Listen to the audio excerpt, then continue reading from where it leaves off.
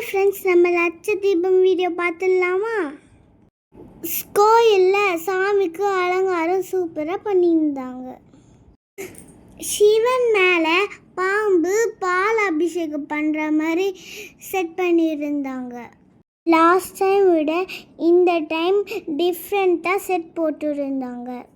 கோவிலில் சாமி பார்க்க நிறைய கூட்டமும் இருந்துச்சு. நானும் பட்டும் சாமி முன்னாடி ஃபோட்டோவும் வீடியோஸும் எடுத்துக்கணும். சுவாமிக்கு அலங்காரம் பண்ணியிருந்தாங்க.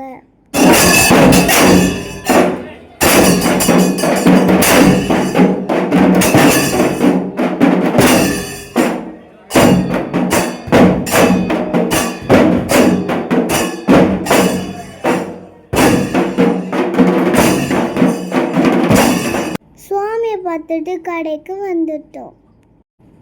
நிறைய கடை போட்டிருந்தாங்க.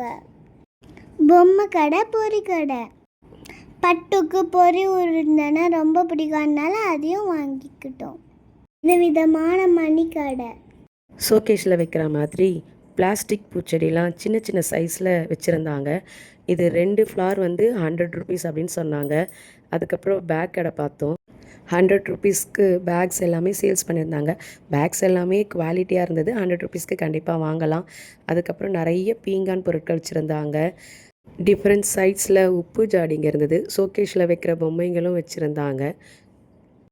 பொம்மை கடைங்களை பார்த்தவொடனே சாய்மாவும் பட்டுவும் பொம்மை வேணும்னு கேட்டு அடம்பிடிக்க ஸ்டார்ட் பண்ணிட்டாங்க.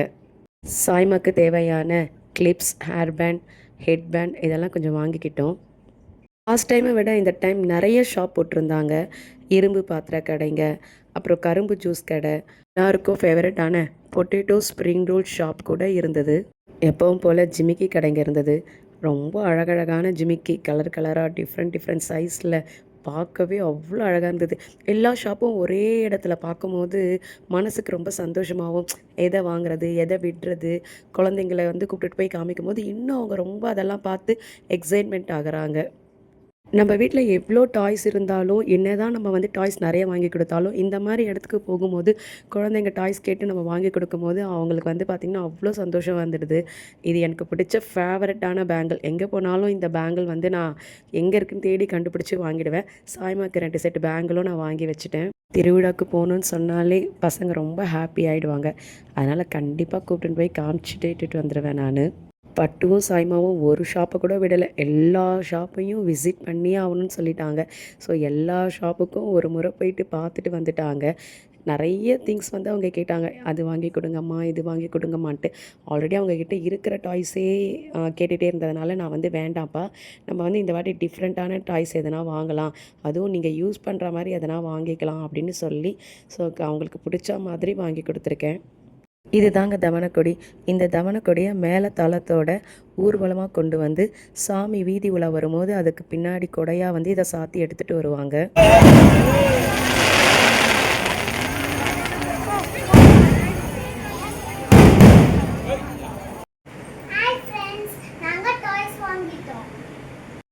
டாய்ஸை ஓப்பன் பண்ணி அவங்க விளையாடும் போது அவங்க முகத்தில் அப்படி ஒரு சந்தோஷம்.